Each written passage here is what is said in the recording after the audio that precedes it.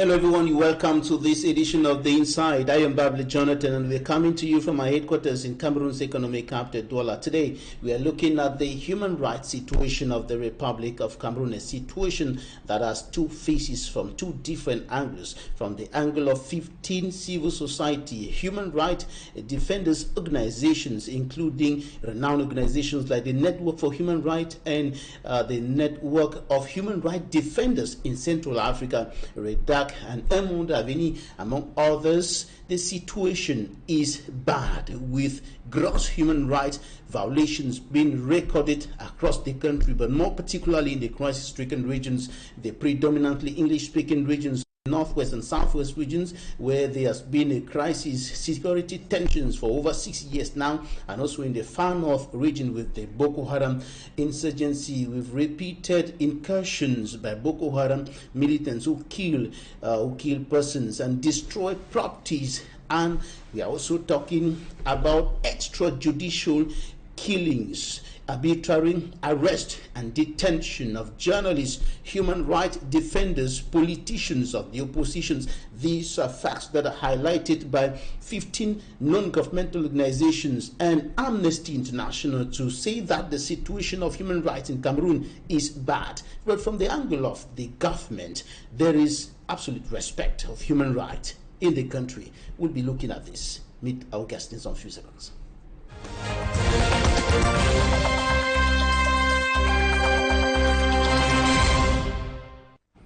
Once more, thank you for joining us on this edition of The Inside. 15 human rights organizations went to the United Nations and presented a bleak picture of the human rights situation in the Republic of Cameroon, and the government, through the Ministry of External Relations, also presented a situation that is in sharp contrast to what the human rights organizations presented, indicating that there is respect of human rights in the Republic of Cameroon. But the civil society organizations are saying there is no respect of human rights, and they have documented gross human rights violations in a report that was recently presented, a report compiled by the 15 organizations alongside, on collaboration with Amnesty International. And today, our guest is a human rights specialist. He is a member of the Cameroon Bar Association. He is a human rights advocate, head of the NKAMWAH LIMEN law firm here in Cameroon's economic capital, Douala. Dr. Barrister NKAMWAH LIMEN, welcome to the program. Thank you so much, Mr. Babida. I am extremely happy to be here with you today, especially to talk on a topic which is very, very important in the life of everybody.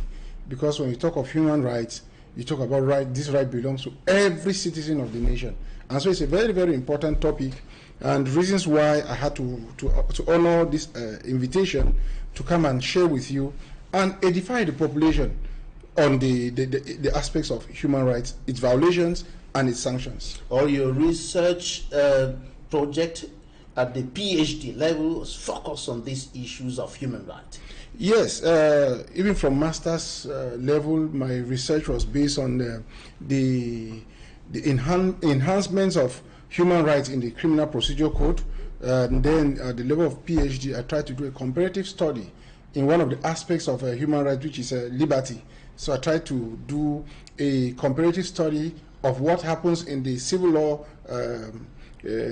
jurisdictions of Cameroon as opposed to what happens in the common law jurisdictions. So you see that my works are always focused on the human rights aspect. Maybe because I feel bad when I see people being troubled. And I can remember in the speech that was made by our batonnier Bar Eric, who I greet through this media, he said he is very happy that I concentrated my research on human rights, whereas other people would have concentrated in other fields that gives them money. You see, like maybe do research on company law, do research on so many other things, but I did research on human rights. And I think that the purpose of me doing that kind of a research is to see how I can ameliorate and assist the implementation of human rights in Cameroon. Right, with the extensive research that you have done in the area of human rights, and with the deep knowledge and understanding that you have about these issues, what is your perspective? What is your own opinion? How do you perceive the issue of human rights in Cameroon? Okay, I'll start by saying that human right is not just peculiar to Cameroon. Human right is universal. It means that what is obtained abroad in other countries should be what I expect in Cameroon, because the laws that that govern the international treaties that govern human rights have general application, you see.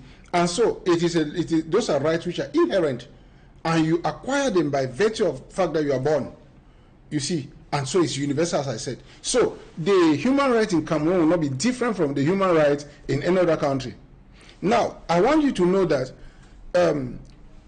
all civilized governments have inculcated human rights value in their constitution. So, apart from being an international treaty or international law, most countries have identified and implemented in their constitution. Of course, Cameroon is notwithstanding, because in Cameroon constitution, in our 1996 constitution, you see that the preamble talks about all those laws, the Universal Declaration of Human Rights, which has been a declaration that has guided most countries in formulating their constitutions. So, and then you see the Cameroon government takes an engagement to provide security, safeguard liberty, all those common rights, human rights that are prescribed in this international law. So, international laws signed and ratified by Cameroon, of course. We talk of one that we can mention that everybody should know is ICCPR, International Covenant on Civil and Political Rights. You see, which including the African Charter, of course, and the International Covenant on Social and Economic Rights. So all these rights have been signed and ratified in Cameroon, and the government identifies this and takes they have a duty to implement them, as you could see in our constitution. And then the government has further domesticate some of these human rights and put their sanctions, like in the criminal code, the penal code. You see that if you arbitrarily arrest somebody, there is a fine for it. It's an offense. If you torture somebody, it's an offense. If you kill somebody, it's an offense. If you deprive somebody of their property, it is a defense. You see, so most countries have domesticated these international treaties and made them become national laws for proper enforcement, mindful of the fact that maybe if it remains at international level, it might be difficult to seek recourse if there's an abuse. All right, but before we go forward, I just want to get your comments on the situation of two children, yes, whose right to life, right to health, right to dignity have been trampled upon. One of the children was sexually assaulted, and more specifically from the anus, by a boy of 15 years old in Yaoundé, and the video, the images went viral on social media. Now, this one, the other child is, that child, the previous child that I mentioned died because of that. Another child is practically on the same, in the same perspective, because the health of the child is seriously at stake because of a yellow fever vaccine that the child received in a health center in Kribi, the south region of the country. And the government that authorized the administration of the vaccine is doing nothing to rescue that child, according to the parents who have been complaining, raising concerns about the fact that the health of the child is at stake. The child is suffering from serious health complications, including blindness and some kind of paralysis as a result of the yellow fever vaccine. What can you say about this? Well, you see, it gives me opportunity to talk about the second incident, because the father to that child called me from India some few months back and explained the problem, the situation to me, and told me that government took some steps to send them abroad, but that they have been abandoned in India. It is sad. It is not. That's not what we expect from a normal government. I use the word normal government. That's not what we expect. But you know for sure that we are not living our government is not normal. You see, people take decisions, they cannot follow them up, and then there's so much laxity, and as nobody is there to follow up decisions that we're taking, because to the best of my knowledge, it would appear the Minister of Health, right, did 1 or 2 movements and maybe send them abroad, but since then they have not been assisted properly, and the child is still under this bad situation.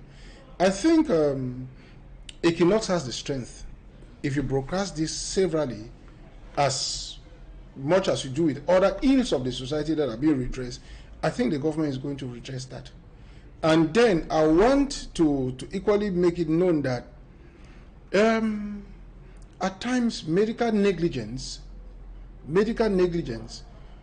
might not be the fault of the government, and side effects of drugs might not be tailored to the government.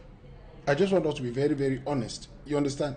And if what has happened to that child is effect from drug or the negligence, at least the least we expect from the government is that they should assist, they should assist this child and rescue the child. I don't just want us to mix up things and then we say things which are not normal, which are not true. Government has a responsibility. This issue happened in the health to protect the health of citizens. To offer assistance where there is need, according to the African Charter of Human Rights. Yes, they do. And so, and this is a vaccine that is authorized by the government. Yes. And the administration of the vaccine in private health amenity in Kribi is authorized by the Ministry of Public Health. Yes. And that's why the parents have been crying out loud and saying, since you sent us to India, you have abandoned us, but you are doing nothing while the child is practically dying. Yes, I condemn the government for not doing so, for not assisting since they took the engagement of doing that. So I just think that people will talk a lot and push the government to react properly. Right, and the other issue is about children who are being sexually assaulted, most often by people who are close to them, family, friends, relatives, and things like that. And the case that I just mentioned earlier is that of a child less than a year old sexually assaulted by another boy of 15 years. You see, in other countries, they will definitely go and see if that guy is mentally okay. You see, because it's inconceivable that a child of less than 1 year could be used in such a manner. So I think the law is going to take its course. And by a boy of 15 years, not even an adult. Yes. So the child, whoever committed that action, even at 15 years, will definitely go to prison, of course, because criminal responsibility starts at 14 years. You are criminally liable at 14 years. And there's another side of the coin. The same coin is the responsibility of parents that is being highlighted by sociologists who think that parents need to do more to take care of their children, and especially when they get to that level of puberty, because between 15 and 20 there are some feelings that begin to manifest in the child that he may not be able to control, that can push him to commit such an act. And also there are also issues of witchcraft and so on, which we cannot be talking about that here because that's not scientific. Yes, as I said, you could question the soundness of the young man's mentality. If he's fine, then he willfully committed an act. And then, as you rightly said, parents have the duty to protect their children. If you have a child, make sure that you don't send the child to stay with people who are not morally upright. So I think that we parents will have that duty to protect our children. All right, Barrister, let's now come back to the global situation of human rights in Cameroon. It's the same situation that is given two faces, so to speak, by the civil society and by the government. Now, where do you situate the actual situation of the country between these two presentations, with the civil society saying the situation is very bad and the government saying no, the situation is not as bad as you're presenting, the situation is good, the human rights are respected and so on? You see, the minister who presented the good report has presented what he knows, and because he knows nothing, he cannot say more than what he knows. So he sits in his office in Yaoundé, he receives people, he talks to people, he does not go down to the suburbs to Anglophone regions or down to the police stations and see how Cameroonians are treated. So I always say that he could not have said what he does not know. And he does not know means that he does not care. He doesn't care because that's how the government is. It is glaring, it is very open to ascertain that human rights is being violated in Cameroon. It is. And so the report given by the 15 organizations is what is correct.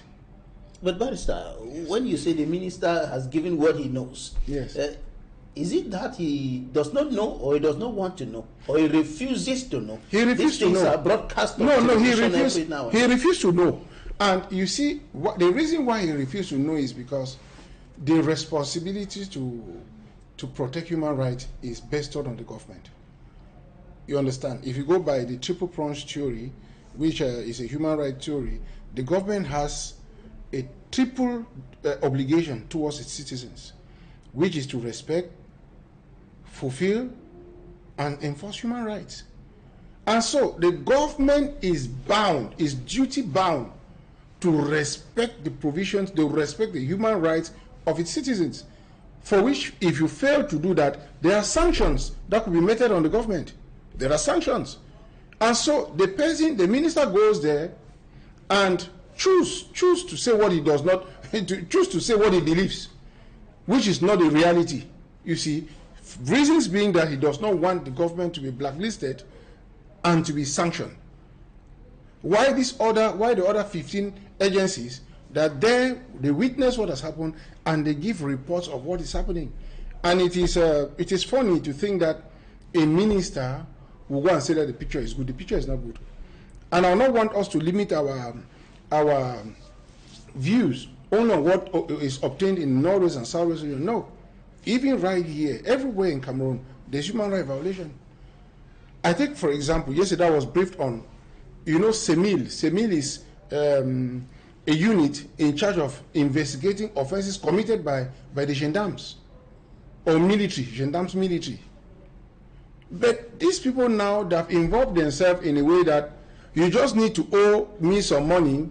I go and tell the CEMIL people, and then they come and arrest you at midnight and keep you in their place. Whereas they don't have the capacity, they don't have that competence, but they do it and then they squeeze you over the weekend and collect money and pay. And if they fail, they'll now rush to give you at the gendarmes or police stations. Those are abuses that we witness every day. And no other person can elucidate on the aspect of abuse than a lawyer. Because our day-to-day life is to meet these people. We meet the police, we meet the gendarmes, we go to court, and we live with the common man in our society, and we see what they go through. Right. From your research, what are the enabling factors, apart from the crisis that we have in the Northwest, Southwest, and then the far North? What are the enabling factors, generally speaking, factors that create an enabling environment for perpetration of human rights, for human rights violations to continue again and again? The very first is the training. It's the training of those officers, be them judicial officers or judicial police officers. When I talk of judicial officers, I talk about the state council, the magistrate, the president, the judges, and then the judicial police officer, who is the gendarme, police, all of them, they fall under this judicial police officer. Most of them are not properly trained. And so if they are trained not to know human rights or to respect human rights, they will not do it. They will not respect. Whereas, if you look at the provisions of our Criminal Procedure Code of 2005, which became applicable in 2007, you see that there are many provisions in that code, right, enforcing the respect of human rights. If you go to our penal code, which I cited before, you see that most of those abuses are sanctioned in our penal code. But we still observe that there's abuse. These people don't follow up exactly. They don't do what the law says. And then there is a weak control mechanism. Because if a gendarme, a judicial police officer, does not enforce the law as it is, you seize the state council. The state council should be able to redress the situation. At times, the state councils actually redress the situation, and at times they cannot. And you take it to the Procurator General, where to see him is not very easy. He's the boss. He's the boss in the whole region. But to get access to him is very difficult. And so by the time he gets interested in your file, the human rights abuses have been consumed. You see, so we have training, we have a poor control mechanism, then we have the effect of corruption. I just need to go and give money to one gendarme or one army or to the civil, as they call themselves, and then tell them that this person is doing it. They say, no, once you give us the money, we go and arrest. And they go and arrest.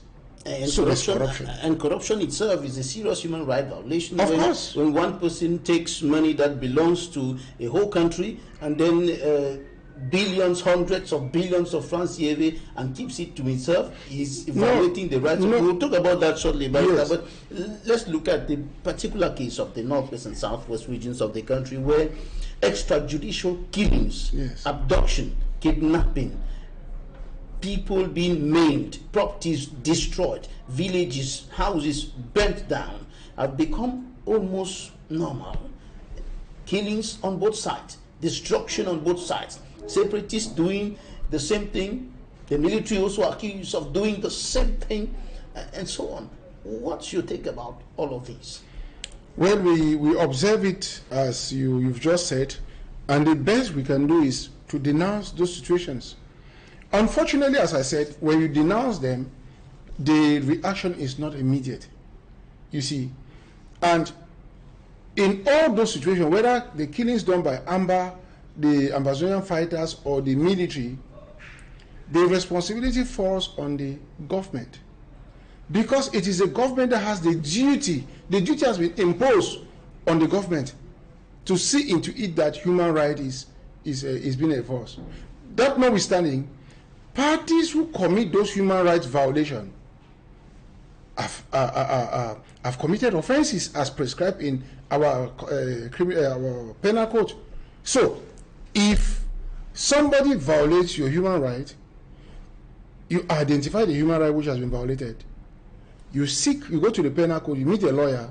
The lawyer will be able to come up with a complaint that identifies which of your rights was abused, and then they go to court. Unfortunately, too, the courts are going to take a very long time to render a judgment and to punish the offender, and so we just find ourselves in a state where you see those things, you condemn them, but there's actually no measures to rescue them immediately. And another thing is that when you talk to many Cameroonians today, they no longer trust the judicial system. They no longer trust the courts, the judges, and so on. They just think that somebody who committed an offense in a neighborhood today is handed to the police. Yes. The next day is out. Is in the quarters. Yes. And I agree with the population. I agree with the population that our judiciary is really wanting, and that something has to be done, because if we continue like this,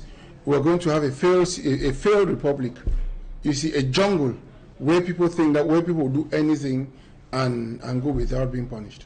It would appear, according to some observers, that the government is no longer able to protect its citizens in the crisis-stricken regions. The case of Egbeko speaks volumes of the absence of protection for the people. People are attacked in the night, their homes burnt, they are killed, they are maimed, not far from the military base, and there is no quick response. Yes, I think that at the level of delay in response, the government failed. That I can assure you that the government failed.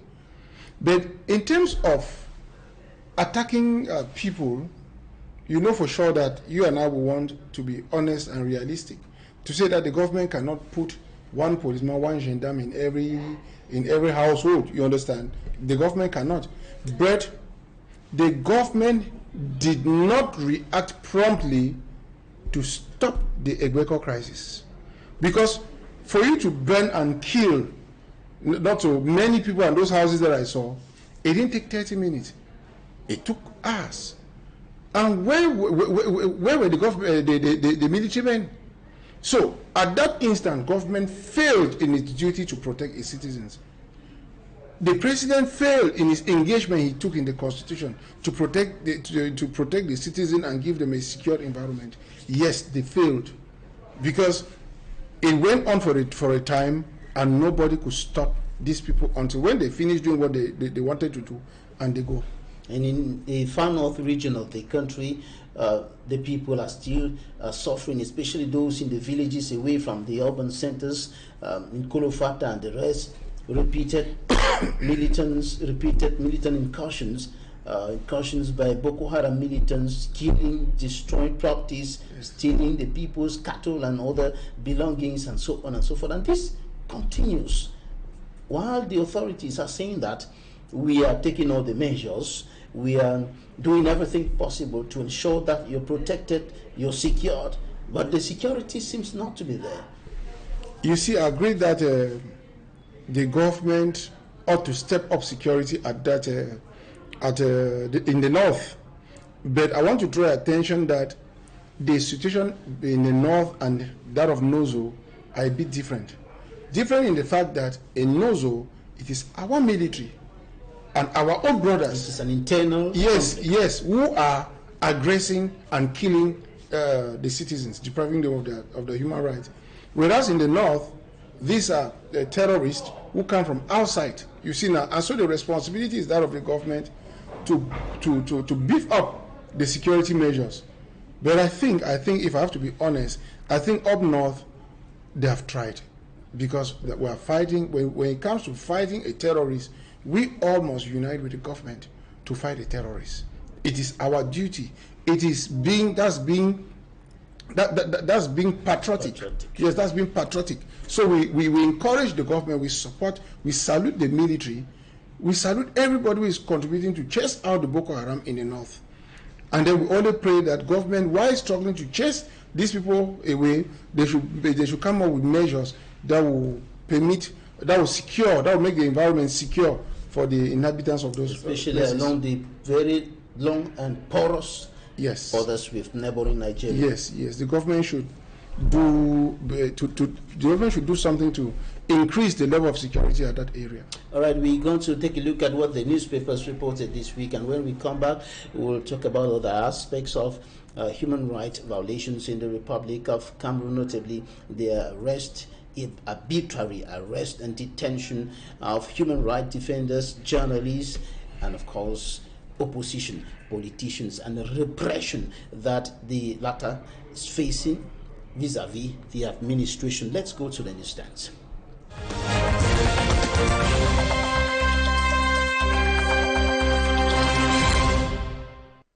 Begin press review with the state-owned newspaper Cameroon Tribune, and Cameroon Tribune's reports a security meeting by the Minister of Defense, or the Minister Delegate at the Presidency in charge of Defense, Joseph Petia, someone top security officials who were reviewing the security situation of the country ahead of end-of-year festivities. And Cameroon Tribune says that the end of year is secured, according to the information coming out of that security meeting, which took place in the nation's political capital, Yaoundé.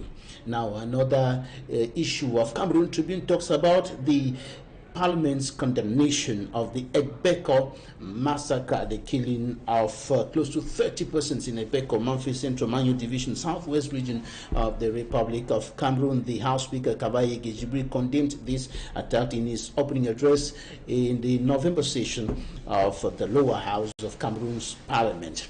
And now, still in the National Assembly, the Guardian Post reports that the hate may roll over a failed coup to unseat the House Speaker Kavayi Gejibri's director of cabinet, who recently made some compromising statements revealing an issue that has been qualified as nepotism, discrimination and tribalism in appointment to high positions of responsibility in the National Assembly. Another issue of the Guardian Post talks about Kavayi Gejibril making a rallying call for collective efforts to maximize mining the mining sector in the country. And of course, this also featured in his opening address in the November session of Parliament. Now, municipal updates talks about what the Interim Minister of Mines, Industries and Technological Development, Professor Fukalistus Gentry, says about the issue of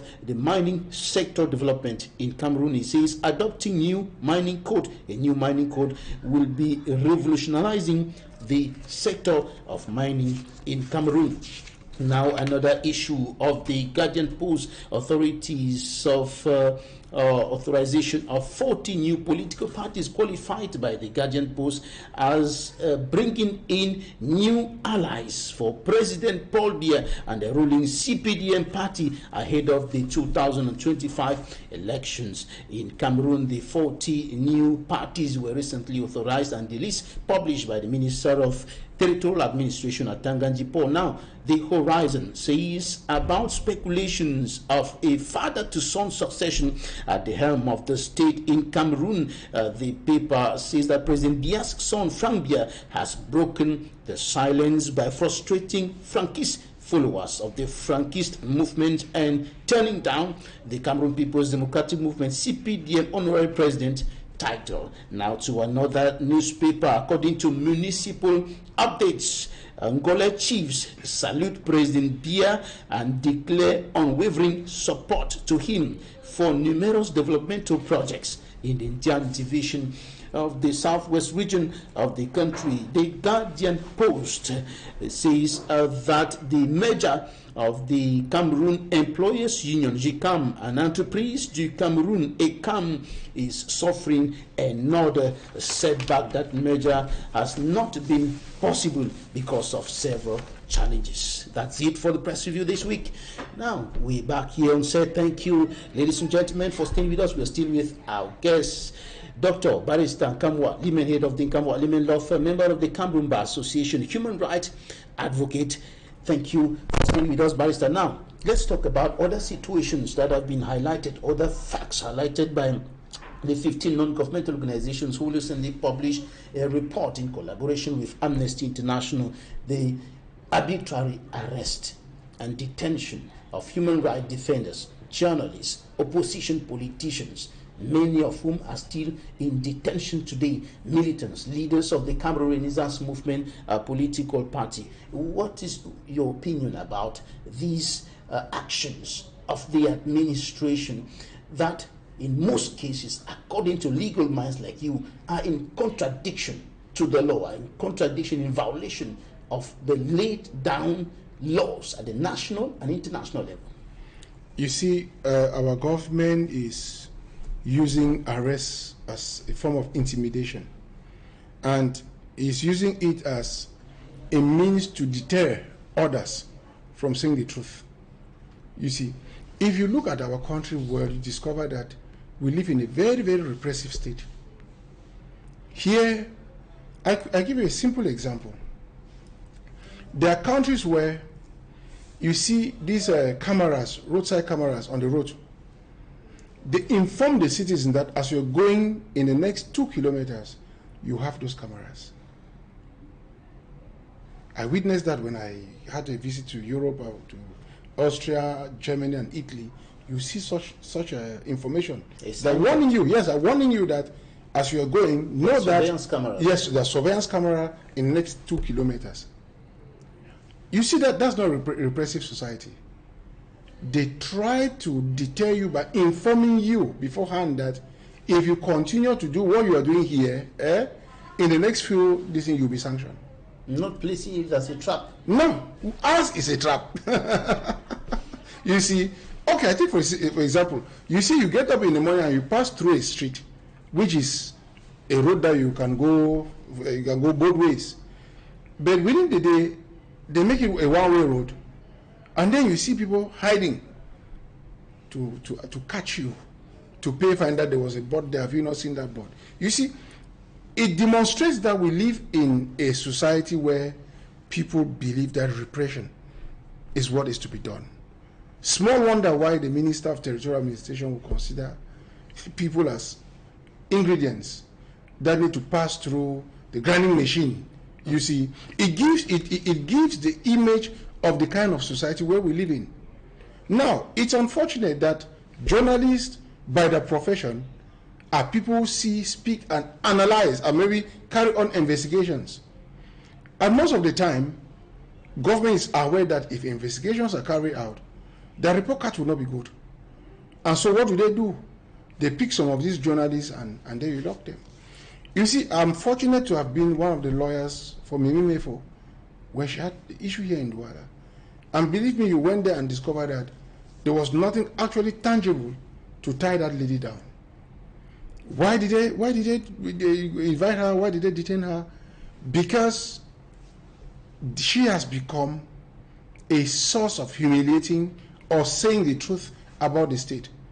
And so journalists, by virtue of their job, they become a prey to a system that does not want to be accountable for anything. We have the recent case of Martinez Zogo, the former station manager of Amplitude FM radio in Yaoundé, and the case is still on. This week there were some confrontations at the level of the military court in Yaoundé with some of the main suspects, like the former intelligence chief Maxime Eko, Police Commissioner Maxime Eko, and Justin Dangwe, head of operations in the External Research Department of the State Security Mechanism. And of course, we are still having other confrontations yet to come. Amuku Belinga and other persons like the officer, the gendarme officer Ebo, and even the driver who was driving the car that was used to track down Martinez Zogo and arrest. And this has been going on and on, but really nothing concrete coming out of it. And besides this, or before this, there was the case of Samuel Wazizi, whose corpse is still being expected by the family till today. He died in military detention. Yes, I want to think that if journalists, people create an association to fight on behalf of Wazizi, it's going to make sense. Because you people should turn it into a corporate revendication. One person does not suffice for one person to say it today and tomorrow. No, you people should come out and ask the government to produce the corpse of Wazizi. I think journalists, I'm throwing this as a challenge to journalists, to other journalists, that into a corporation, that one of you is dead under circumstances which cannot be explained, and you have the force to cry out and be heard. Use that force and ask that Wazizi, his corpse be restituted. You people can decide and go on one week kind of cry die in all your programs. You do that, and you see that something will happen. Equinoxe has been reporting and talking about it. Yes, but just Equinoxe alone seems to be happening. And even the case of Njoka Kingsley, who is still in detention today, who was abducted, according to some civil society leaders who described the manner in which he was picked up by officers, unknown officers, as abduction in Bonaberi, and he's still in detention. You know, the law provides that you must have a warrant of arrest to be able to arrest somebody. But you see nowadays that the gendarmes, the police, and even the CEMIL, who don't have the competence, they go without any convocation, without any warrant, and arrest innocent citizens.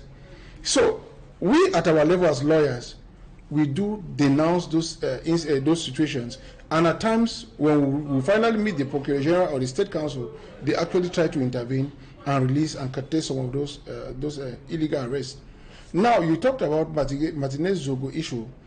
As a lawyer, I think that the procedure is going on properly, because the matter has been sent to the examining magistrate. All felonies, all matters punishable from 10 years and above must go through the examining magistrate, who has 18 months to come up with a finding and send them to court if she finds that the offense was committed by those persons. So I think that the preliminary inquiry is still within its time frame. And I'm just happy that at least for once, the corporates, regardless of their financial strength, regardless of their positions, were apprehended and are in the prisons. Right, and the politicians also raising concerns, especially those of the oppositions. The CRM in particular has a good number of its militants and officials who are in detention today with what has been qualified as drum-up charges. Yes. You know, as I said before, we live in a repressive society, and nobody, people who are comfortable don't want to hear any form of criticism.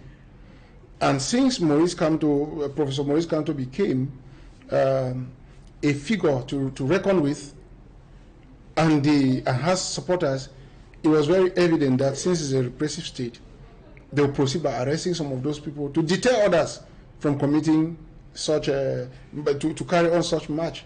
Whereas if you look at the laws, everybody has a right to manifest, you understand, to manifest a public opinion. Everybody has a right to his political opinion. And if people are manifesting and they have not committed any other offense, I think they should not be arrested and sent to the military tribunal. And they are going through a procedure that is qualified by many as a political tool. Do you think human rights violations have become a political tool in Cameroon that is being used by the regime in power to clamp down? You know, as a matter of fact, there is no separation of power in Cameroon now. The separation of power entails that the executive, the assembly or national assembly, parliamentarians, and the judiciary be divided and have just a minimum interference between each other. But now, our legislative is purely used by the executive. Indeed, it's a sub-branch of the executive. Our judiciary is a sub-branch of the executive because the president appoints and dismisses and promote magistrates. So, he has a knife and a yam. Shouldn't he? Is he not constitutionally empowered to do that? Yes, he is. But it's a bad aspect of our constitution. It's not a good aspect of our constitution. And there are many other things in the constitution that we decry. And we even decry the fact that they left a constitution that provided for federalism to a constitution that provides for a unitary state without following due procedure. And so, the constitution, instead of being to reflect the aspiration of Cameroonians, has become an expression of the desire of the head of the state. You see, the head of state who tell them exactly what to do with the constitution. Else, how do you explain to a common man that they had to amend the constitution to give the president a chance to get more mandate?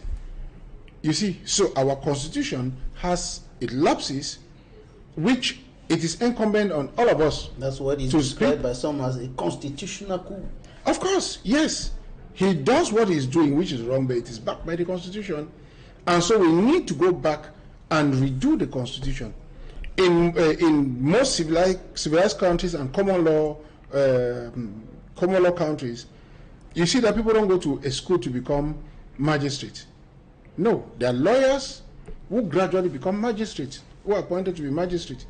I know that lawyers have free mind. No lawyer want to take instruction from executive to do or not to do something. Right. So the constitution should be revised to ensure that the executive is not having that kind of influence. Should have a true independence.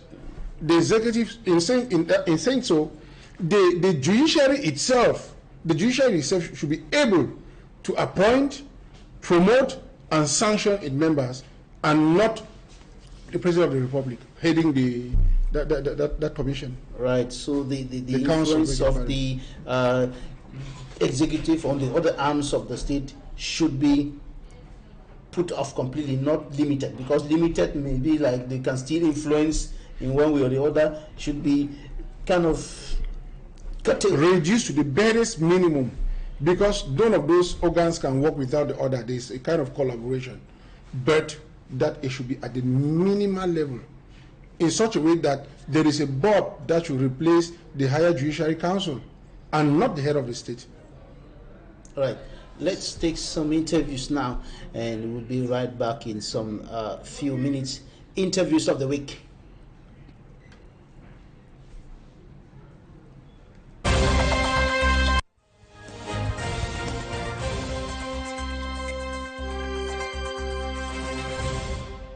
The situation is very bad. You are killing everywhere. You have arrests everywhere.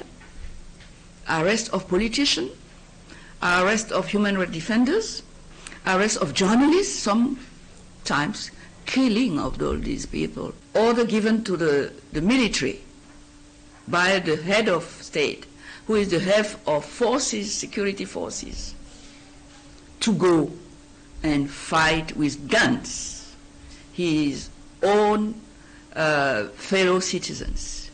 So he must be the one who can stop it.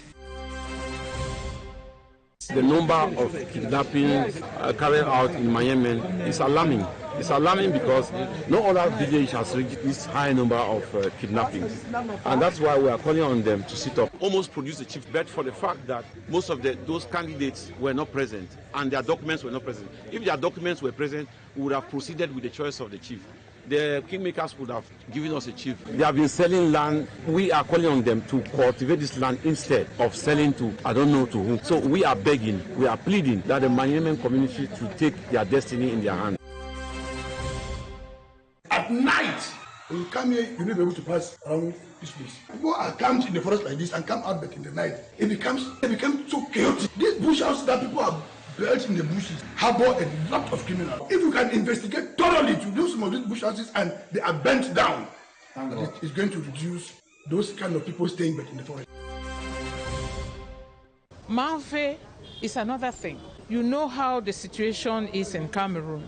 They have to plan for it so that the government knows that Ngondo is going to that area so that it can be secured. They can't just wake up one day or the other to go to Manfe to be able to do the things that they are supposed to do. And as the Secretary General said, it has to be programmed before they move. And activities have taken rapidity that we have to know that Ngondo is ending on the 3rd of December. So maybe at the end of December, they are going to go to Manfe. Ngondo was silent during the COVID because people could not come together. So it was taken back as it used to be in the olden days. But this time around, you see that we are meeting each other, we are talking to you.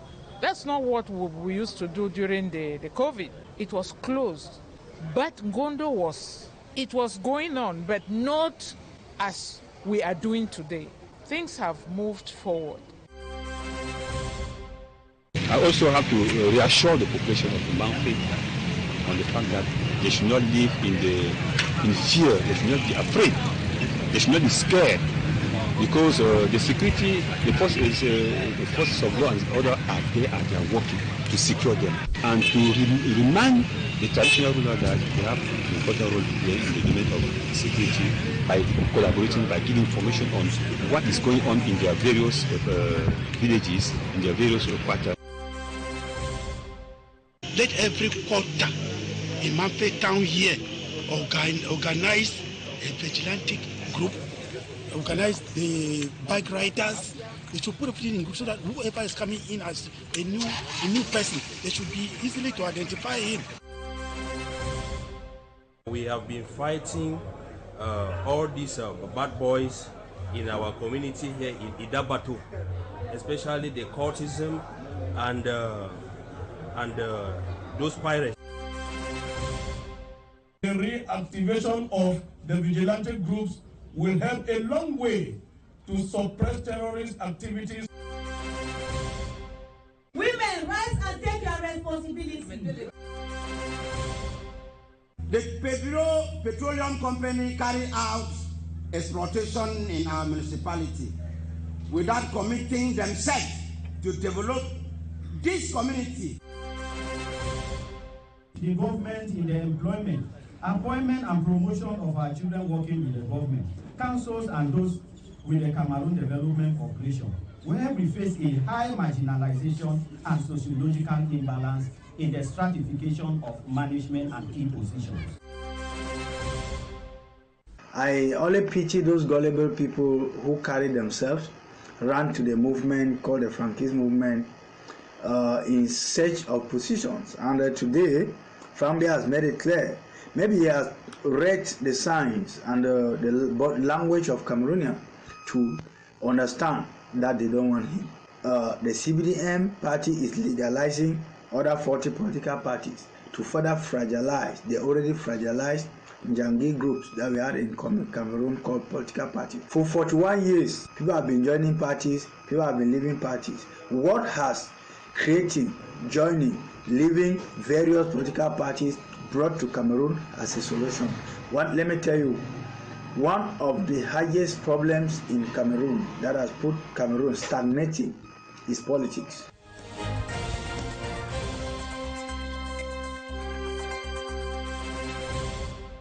Welcome back. Those were interviews of the week. We are rounding up this edition of The Insight. Barrister NKAMWAH LIMEN, what do you think can be done, should be done to improve on the human rights situation of Cameroon? Well, the government has to understand and come to respect the duties that's placed in them to fulfill, protect, and enforce human rights.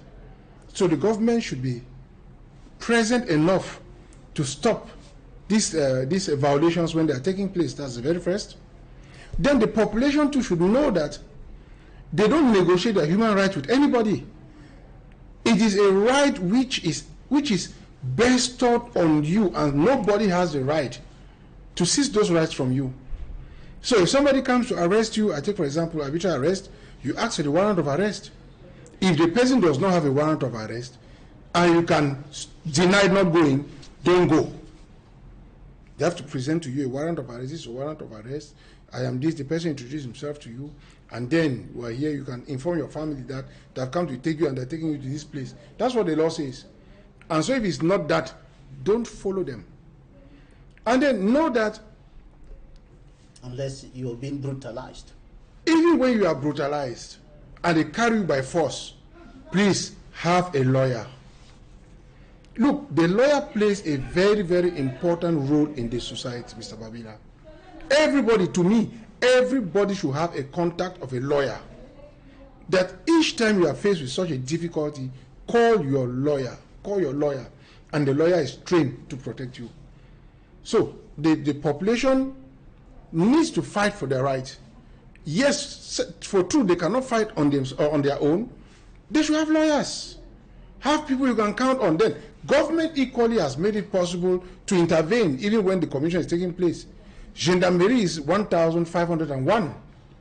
If you dial 1,501 free toll number, instantly they will respond to you. Police, I think police is 1,500. I hope I've not interchanged them. But if you call police, believe me, I've used it severally, and it works. Right. It works. So if they have put that service at our disposal, let us use it. Mr. Babila, the day you are confronted with a police or a gendarme, and you try that number, you come and tell me that actually that institution works. All right, the state should take up its responsibilities, the government should take up its responsibilities, and the citizens also. Yes. Thanks so much, Barrister, for coming. That's it for today's edition of The Insight. Thank you for staying with us. You can follow the rebroadcast of this program on Friday at 5 p.m. You can also follow us on our YouTube channel and on Facebook. Thank you. Goodbye.